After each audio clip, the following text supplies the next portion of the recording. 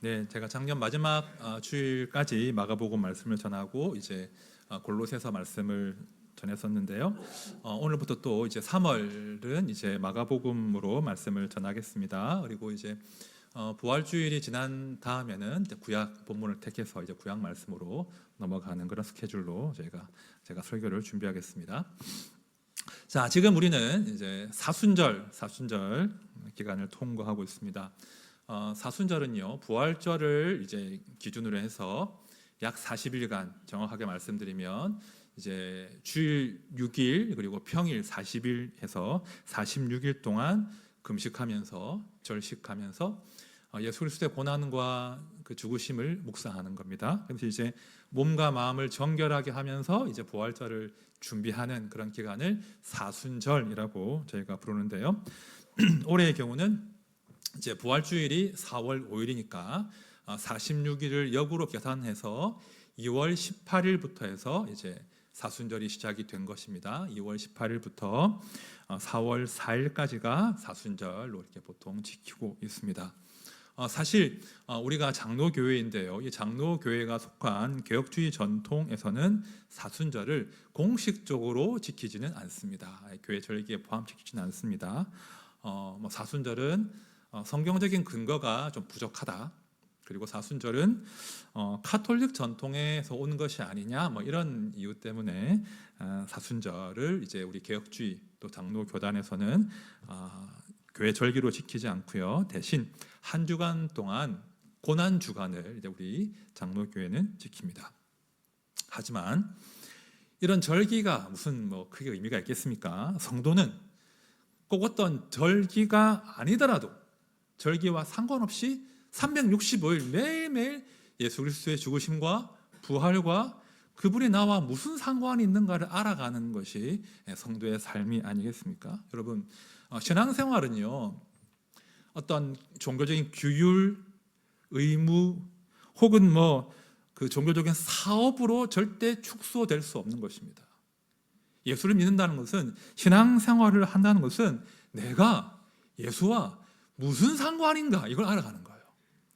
이것은 다 제쳐두고 그냥 해야 될 일들과 어떤 종교 사업에만 몰두하면 그건 너무나 불행한 일입니다. 예수께서 왜 이 땅에 사람의 몸을 입고 오셨는가? 예수 그리스도의 죽으심과 부활과 성령의 오심이 나와 무슨 상관이 있는가? 성도는 이 질문에 대한 답을 평생을 통해서 찾아 나가는 것입니다. 예수님은 분명 왕으로 이 땅에 오셨습니다. 그러나 우리가 익히 알던 왕들과는 너무나 다르죠. 예수님은 높은 보좌에 계신 것이 아니라 낮고 낮은 우리 삶의 한복판으로 찾아오신 거예요. 그러니까 예수 그리스도의 성육신, 하나님께서 사람이 되셨고 하나님께서 사람이 되어 사람과 함께 사셨다. 이 성육신이야말로 복음을 복음되게 하고 기독교를 기독교되게 만드는 탁월한 진리인 것입니다. 그러니까 이 성육신을 빼고는 기독교를 이야기할 수 없어요.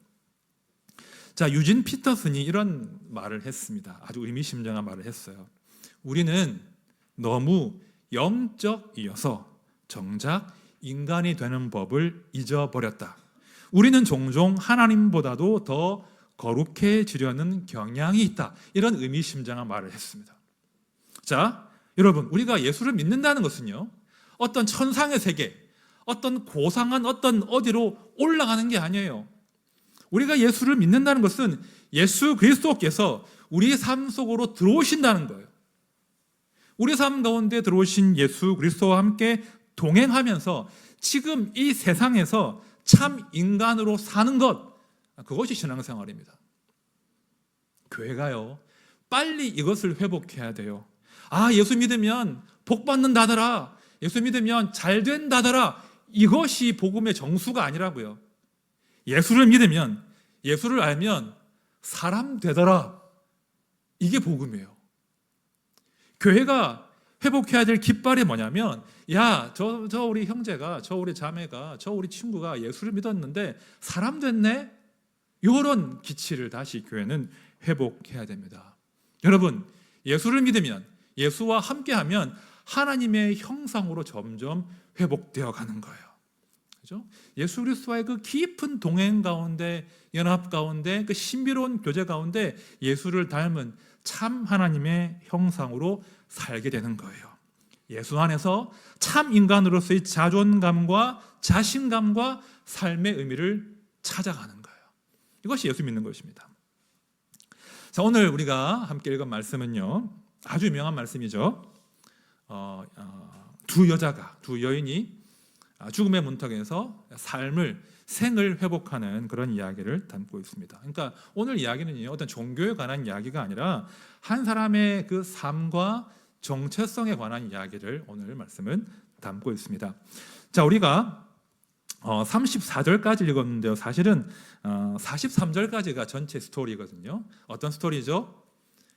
예수님께서 회당장 야이로의 그 죽은 딸을 살리시는 이야기가 오늘 스토리의 메인 줄거리입니다. 그런단 말입니다. 이 스토리는 또 다른 스토리를 품고 있습니다. 어떤 스토리죠? 12년 동안 혈류증으로 고생하던 또 한 여인이 예수의 옷에 손을 대어서 이제 병이 낫는 그런 스토리를 이제 품고 있는 거예요. 아주 마가가 의도적으로 이제 큰 스토리 안에 작은 스토리를 이제 품게 만든 거예요. 왜냐하면 이 두 스토리 안에는 아주 긴밀한 연관성이 있기 때문입니다. 자, 그냥 겉으로 관찰해 보시면 아주 선명한 공통점이 두 스토리에서 드러나는데, 첫 번째는 이 두 이야기가 전부 여자의 이야기라는 거예요. 그렇죠? 한 소녀가 낫습니다. 한 소녀가 살아나요. 그리고 한 여인이 병에서 낫습니다. 그런 공통점이 있고요. 또 하나의 공통점은 10이라고 하는 숫자에 있습니다. 그렇죠? 쉬운 관찰이에요. 그 어린 소녀는 12살이었습니다. 그 한 여인은 12년 동안 혈류증으로 고생하던 여인이었습니다. 그러니까 마가가 이 두 이야기를 왜 이렇게 엮어 놓았는가? 사실은 이 10이라고 하는 숫자는요, 이제 성경에서 이스라엘의 12지파 혹은 하나님의 언약 백성을 상징하는 수거든요. 그러니까 지금 이 이야기가 무슨 이야기인 거 아니? 예수님께서 당신의 언약 백성, 특별히 목자 없는 양처럼 그 사망의 음침한 골짜기를 통과하고 있는 그 가련한 백성을 찾아오시고 살리시고 구원하시는 그런 스토리로 오늘 말씀을 읽어내야 된다는 거예요. 자, 이런 큰 틀을 한번 탁 놓고 한번 자세하게 말씀 속으로 들어가 보겠습니다. 자, 먼저 22절하고 23절 말씀 우리 같이 읽어봅시다. 시작.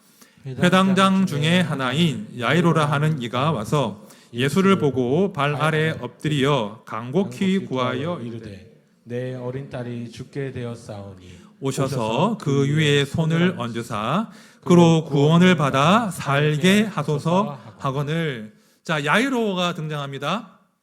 설명을 붙이기를 회당장 중에 하나라고 합니다. 이게 무슨 말인 거 아니? 이 사람은 돈도 많고 인품도 훌륭하고 아주 경건하고 그 지역에서 아주 영향력이 있는 어른 중에 어른이다, 이 말씀을 지금 하고 있는 거예요. 그런데 그런 야이로가 어떤 행동을 취하죠?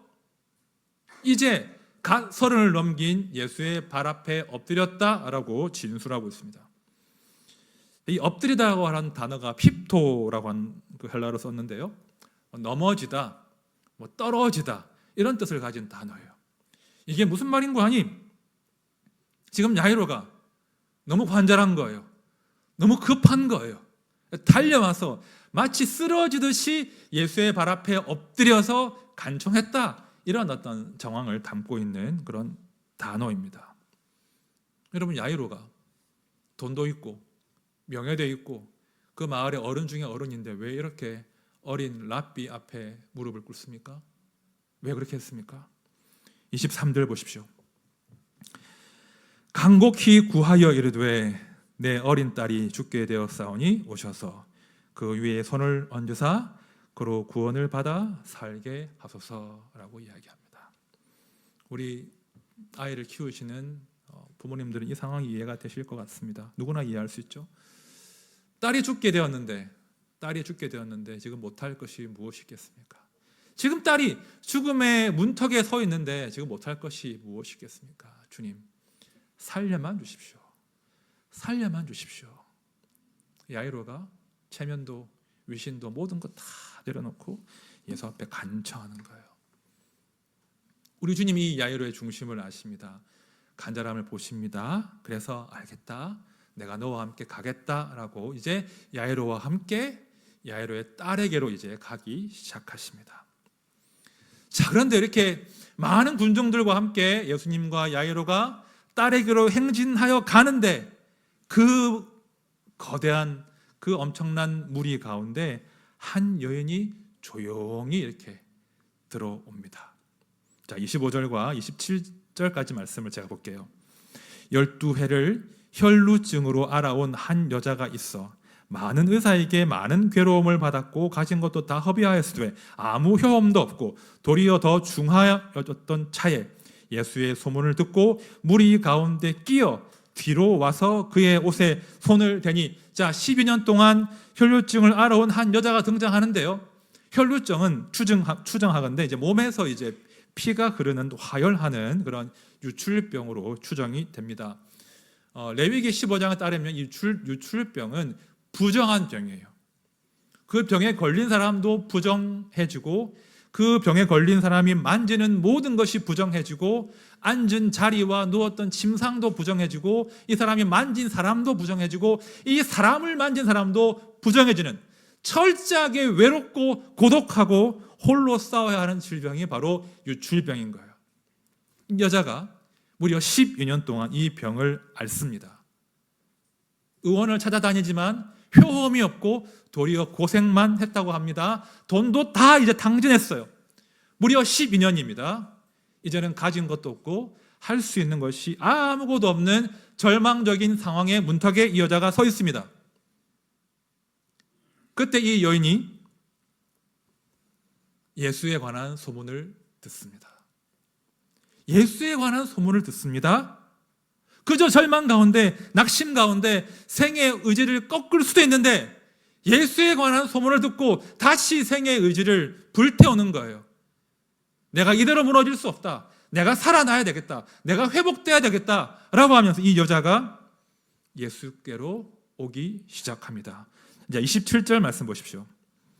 예수의 소문을 듣고 무리 가운데 끼어 뒤로 와서 그의 옷에 손을 대었다라고 합니다. 여러분, 예수의 소문을 들은 사람이 한둘이었겠습니까? 예수의 소문을 들은 병자들이 한둘이었겠습니까? 그러나 이 여인은 소문을 들었고 일어났고 걸어왔고 그 병약한 몸으로 그 군중들을 비집고 들어와서 기어이 예수의 옷에 손을 대었다는 거예요. 쉬운 일 아닌 거 짐작하시죠? 군중 가운데 끼어 들어와서 예수께로 다가간다는 것 거의 불가능에 가깝습니다. 그러니까 죽을 힘을 다한 거예요. 죽기 살기로 지금 달려든 거예요. 사실은 엄청난 리스크를 안고 이 무리 가운데 온 거거든요. 지금 부정한 병이라고 했잖아요. 만약에 사람들 자기의 병명을 알면 바로 돌 맞습니다. 돌 맞아 죽을 각오를 하고 무리를 비집고 마침내 예수의 옷에 손을 대어요. 여러분, 왜 이 여인이 이 무모한 짓을 합니까? 이 여인을 움직인 내적인 힘, 동기가 무엇입니까? 무엇이 그녀를 움직이겠습니까? 자, 우리 28절 말씀 우리 같이 봅시다. 시작. 이는 내가 그의 옷에만 손을 대어도 구원을 받으리라 생각함이러라. 자, 우리가 익숙한 말씀이어서 그렇지 이거 되게 웃기는 믿음 아니에요?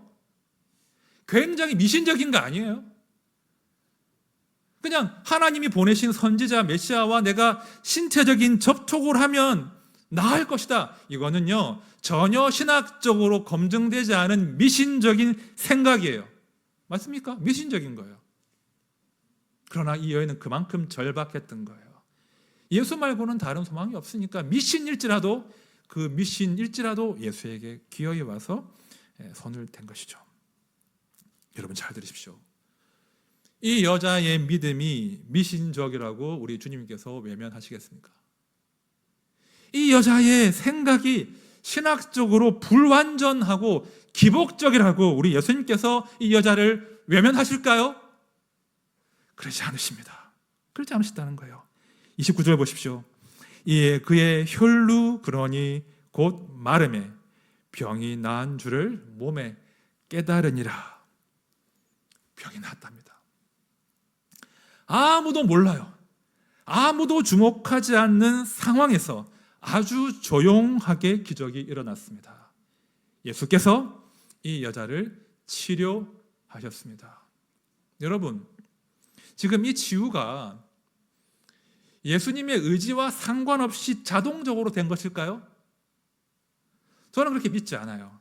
예수께서 분명히 이 상황을 인지하시고 당신의 의지적으로 이 여자를 낫게 하신 것입니다. 여자가 즉시 병에서 나은 것을 깨닫습니다. 스스로 알게 되었습니다. 그리고는 이 여자는 사실 조용히 물러가려고 했습니다.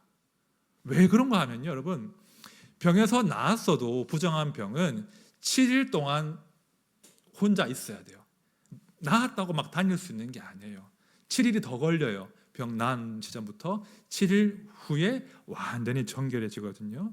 사실 이 여자는 딱 여기까지 기대하고 온 거예요. 내가 예수의 옷에 손을 대어서 병이 나으리라. 그러나 이 여자의 스토리를 우리 주님은 끊지 않으십니다. 계속 이어가게 하십니다. 자, 30절과 31절 말씀 우리 같이 읽어봅시다. 시작.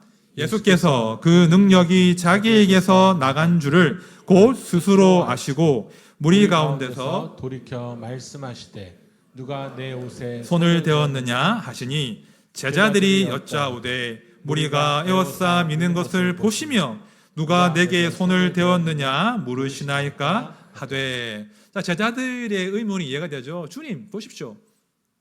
이렇게 많은 사람들이 에워싸 밀고 있는데 부대끼고 있는데 누가 주님께 손 대었냐뇨. 이건 뭐 가당치 않은 말씀이십니다. 예수님께 손 닿은 사람이 한둘이겠습니까? 그렇죠? 충분히 일리 있는 그런 말을 했습니다. 그러나 우리 주님이 모르실 리가 없죠. 그러나 우리 주님은 지금 에워싸 미는 무리에 관한 말씀을 하시는 것이 아니에요.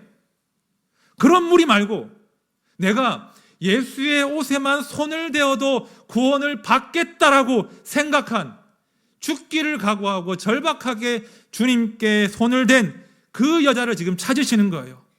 이 무리 말고, 이 사람들 말고, 내가 예수의 옷에 손만 대어도 낫겠다 하고 나에게 찾아온 그 여자를 찾으라. 그 지금 말씀하시는 겁니다. 그리고 마침내 찾아내시죠. 이 여자가 주님 앞에 엎드립니다. 33절 보십시오. 여자가 자기에게 이루어진 일을 알고 두려워하여 떨며 와서 그 앞에 엎드려 모든 사실을 여쭈니. 다시 여자가 죽기를 각오하고 무리 앞에 나옵니다. 자기의 사연을 다 이야기해요. 이게 왜 죽기를 각오해야 하냐면 나았지만 여전히 부정한 상태잖아요. 돌 맞아 죽을 수밖에 없는 지금 상황이라는 거예요. 하지만 주 앞에 모든 것을 낱낱이 다 아뢰입니다. 사람들은 경악했을 거예요. 아니 감히 이런 여자가 우리 무리 사이에 끼어 있다니, 나도 부정해진 거 아니야? 우리 주님도 부정해진 것 아니야? 라고 웅성웅성했을 거예요. 그러나 우리 주님께서 딱 한마디 말씀으로 이 모든 상황들을 깨끗하게 정리하십니다. 자, 34절 말씀 우리 같이 봅시다. 시작. 예수께서 이르시되 딸아 내 믿음이 너를 구원하였으니 평안히 가라. 내 병에서 놓여 건강할지어다. 우리 주님이 한마디 말씀으로 정리하시는 거예요. 이제 오늘 말씀의 핵심으로 들어갑니다. 여러분, 제가 설교의 서두에 오늘 엮여 있는 두 스토리의 유사성이 있다고 했죠. 둘 다 여인들의 이야기였고 10이라는 숫자가 공통점이었습니다. 그러나 이 두 스토리에는 결정적인 차이가 하나 있습니다. 결정적인 차이가 있어요. 12살 소녀에게는 아버지가 있었습니다. 그렇죠? 딸을 너무나 사랑하는, 딸이 낳기를 간절히 염원하는 아버지가 있었습니다. 딸을 위해 모든 것 다 던질 수 있는 아버지가 그 딸 옆에 있었습니다. 그러나 12해를 혈루증으로 그 부정한 병으로 홀로 싸우던 그 여인은 혼자예요.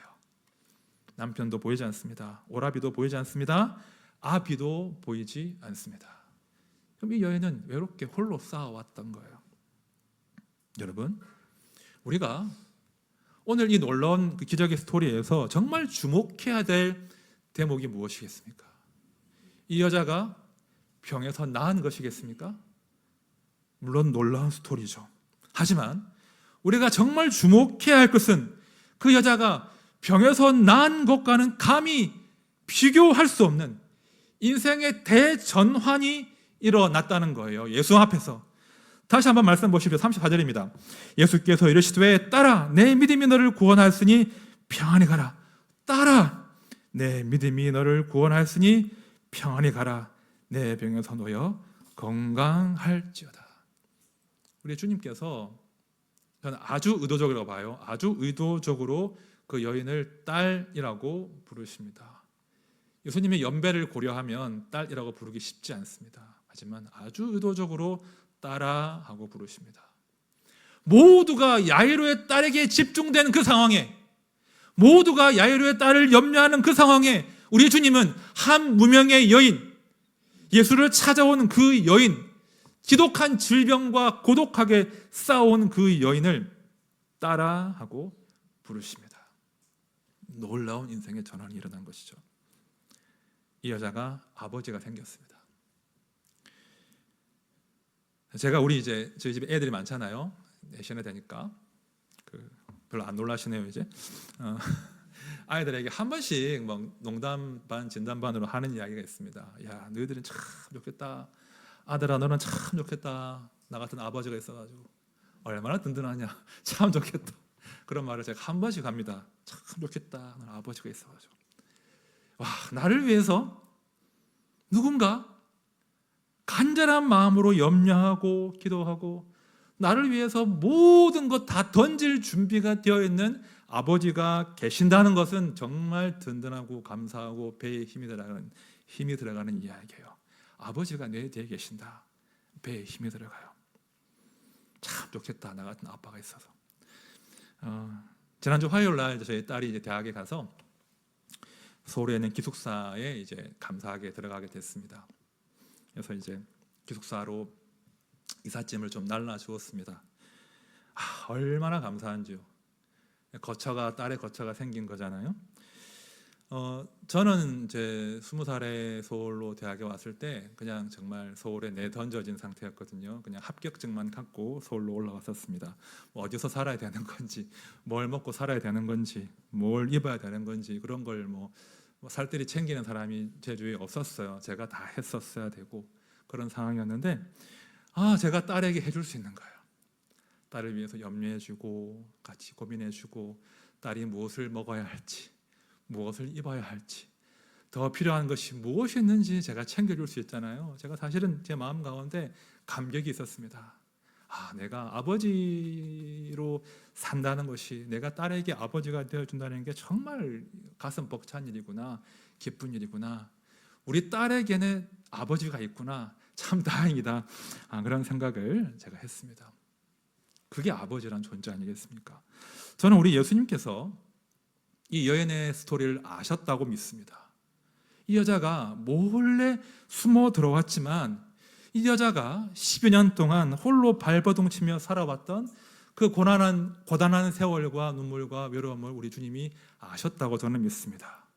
그래서 기어이 그 많은 무리들 가운데 그 여자를 찾아내신 거예요. 기어이 그 여자를 찾으셔서 그 많은 무리들의 목전에서 따라하고 공식적으로 선언해 주신 것입니다. 너는 더 이상 부정하지 않아. 너는 더 이상 외롭지 않아. 너는 내 딸이야 라고 우리 주님께서 말씀하신 거예요. 나는 네가 평안히 살기를 원한다. 나는 네가 병에서 낫기를 원한다. 내가 너의 아버지다 라고 말씀하신 것입니다. 놀라운 인생의 전환이 일어난 것이죠. 아버지 이야기를 좀 더 하겠습니다. 저희 누님이 이제 9살 때 저희 아버지가 돌아가셨습니다. 9살 되던 해 1월 초에 돌아가셨는데요. 저희가 남은 그 아버지와의 남은 사진을 보면 저랑 아버지랑 찍은 사진은 별로 없어요. 되게 섭섭해요. 별로 없는데 우리 누님과 찍은 사진은 꽤 있어요. 자전거를 태우고 어디 다니신다든지 뭐 그런 사진들이 있는데 아버지에게 첫 딸이었으니까 누나하고 특별한 추억이 많았던 것 같아요. 아버지의 사랑을 많이 받았죠. 그래서 이제 그만큼 아버지가 돌아가시고 이제 누님이 큰 상실을 경험하신 것이죠. 그랬는데 이제 최근에 이제 몇 달 전에 누님이 용인에 오셔서 저한테 그런 제가 처음 들었던 이야기인데 그런 말씀을 하시는 거예요. 영주야, 나는 아버지가 돌아가신 다음에 이제 큰아버지가 나를 키워주셨으니까 우리를 키워주셨으니까 나는 큰아버지의 사랑을 받고 싶었다. 아버지의 사랑이 필요했다. 그래서 어떻게 하든지 아버지의 딸이 되기 위해서 인정받기 위해서 정말 지난 수십 년간 최선을 다했다. 그런데 결국 나는 아버지의 딸이 될 수는 없더라. 이런 이야기를 누님이 하셨습니다. 제가 너무 슬프더라고요. 내가 결국은 아버지의 딸이 아니더라. 그런 말을 하면서 이제 누님이 슬퍼하셨습니다. 저는 이제 크게 아버지의 사랑을 기대하지 않았기 때문에 실망도 없었는데 누님은 이제 아버지의 사랑이 고팠던 것이죠. 그만큼 힘들었겠다. 그런 마음이 들었습니다. 여러분, 사실은요, 우리 인생 모두에게 사실은 이런 영적인 갈망이 있습니다.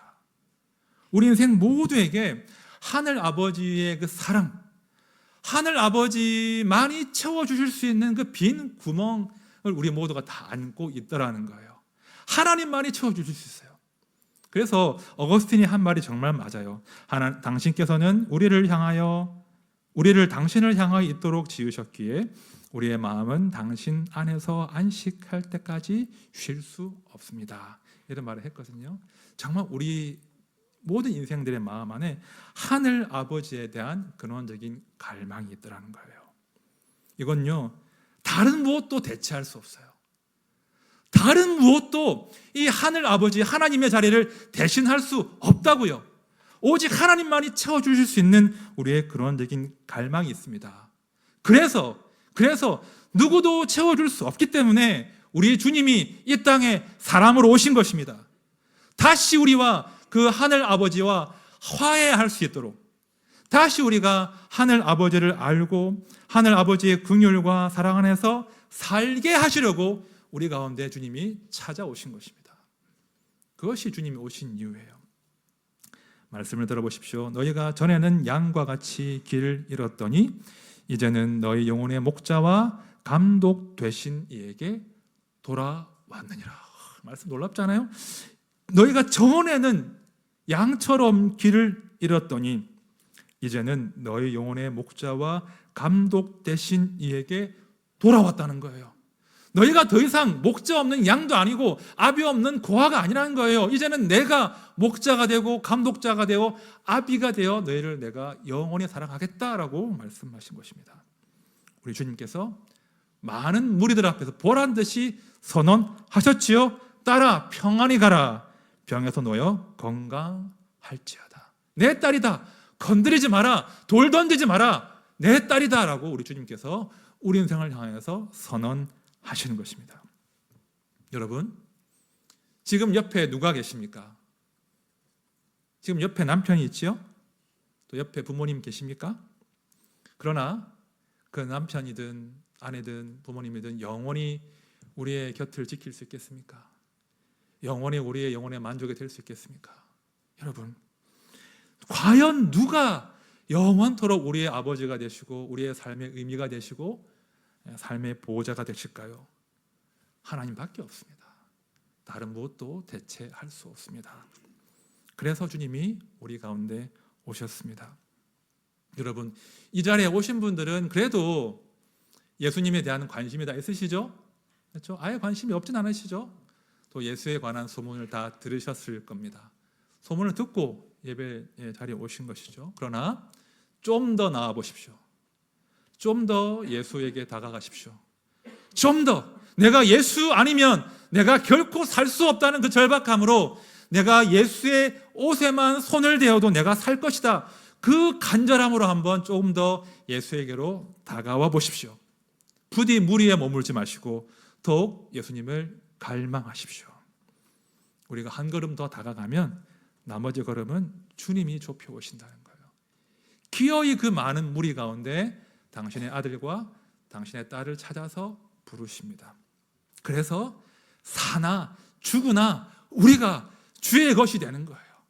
살았으나 죽었으나 영원히 주의 것이 되는 그러한 놀라운 일이 우리 가운데 벌어지는 것입니다. 축복드립니다. 우리 모두의 남은 평생이 우리에게 찾아오신 우리 예수님을 더 깊이 알아가시기를 축복합니다. 그래서 예수님과 더 가까이 동행하시고 예수로 말미암아 내 인생의 의미와 인생의 의지를 발견하는, 열심히 살아내시는 그런 복된 인생 다 되시기를 간절히 축원드립니다. 우리 함께 찬양합시다. 나 가진 재물 없으나, 아주 오래된 가스펠 찬양이잖아요. 여러분, 우리가 예수 믿고 달라진 게 뭐 있습니까? 예수 믿고 우리가 더 달라진 게 뭐가 있습니까? 삶이 더 나아지셨습니까? 살림살이가 나아지셨나요? 아파트 평수가 막 늘어났습니까? 부동산이 막 올랐어요? 주식 계좌가 대박이 났습니까? 사업이 막 잘 됩니까? 막 건강해지십니까? 무병장수합니까? 우리가 예수를 믿고 나음이 무엇입니까? 우리가 정말 예수를 믿고 나음이 무엇인가를 질문해 보셔야 돼요. 여러분, 예수를 믿고 나음은 뭐냐면요, 우리가 하나님의 소유가 되었다는 거 아니겠습니까? 우리가 하나님의 자녀가 되었다는 거 아니겠습니까? 그 복을 제쳐두고 다른 복 따라가면 아무것도 아니에요. 남는 게 아무것도 없습니다. 우리가 이 시간 함께 찬양할 텐데, 하나님, 성도의 나음이 무엇일까요? 내가 주를 믿고 나음이 무엇일까요? 내가 주를 영원한 나의 기업으로 삼음이 아닙니까? 주님이 나의 아버지 되심이 아닙니까? 이런 고백을 함께 하면 좋겠습니다. 우리 주님이 나의 아버지가 되신다면, 나와 함께 하신다면 나는 괜찮습니다. 우리 함께 믿음으로 고백합시다.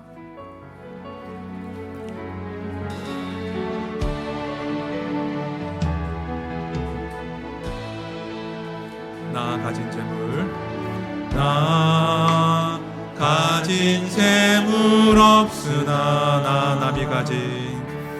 나 남이 가진 지식 없으나, 나 남에게 있는 건강이 있지 않으나, 나 남이 없는 것 있음. 우리 한 번 더 고백합시다. 나 가진 재물 없으나, 나 가진 재물 없으나, 나 남이 가진 지식 없으나, 나 남에게 있는 건강이 있지 않으나, 나 남이 없는 것 있으니, 나 남이 못 본 것을 보았고, 나 남이 듣지 못한 음성 들었고,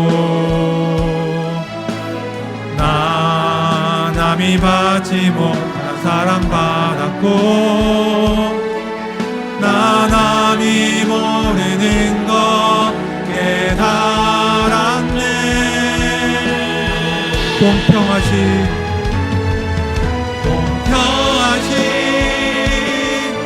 하나님이 나 남이 가진 건 나 없지만, 공평하신 하나님이 나 남이 없는 것 밖에 나 남이 못 본 것을 보았고, 나 남이 못 본 것을 보았고, 나 남이 듣지 못한 음성 들었고, 나 남이 받지 못한 사랑 받았고, 나 남이 모르는 것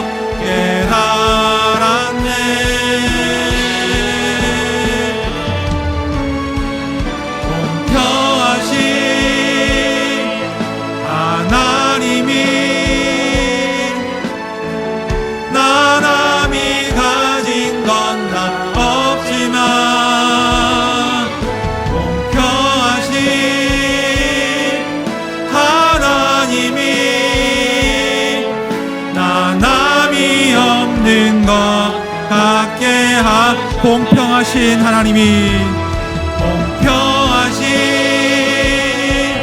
하나님이 나 남이 가진 건 나 없지만 공평하신 하나님이 나 남이 없는 것. 우리 마지막 한 번 더 고백합시다. 공평하신 하나님이 공평하신 하나님이 나 남이 가진 건 나 없지만 공평하신 하나님이 나 남이 없는 것 갖게 하셨네. 여러분, 저는 이 찬양의 고백이 참 귀하지만 또 저 개인적인 묵상이지만 우리 하나님 별로 공평하지 않으십니다. 이 땅에서 의지할 것이 많고 이 땅에서 내가 기댈 때가 많은 분들은 사실은 하나님 별로 필요하지 않습니다. 그죠? 하나님 찾지 않습니다. 육신의 아버지가 계신데요, 뭐 잘해주는 남편이 있는데요, 자식이 있는데요, 뭐가 아쉬워요? 하나님 아쉽지 않습니다. 하지만 내가 기대할 자가 아무도 없을 때, 내가 의탁할 자가 아무도 없을 때 그 자에게는 정말 하나님이 한정없는 당신의 사랑을 부어주신다는 거예요. 저는 살면서 그런 경험을 너무 많이 했어요.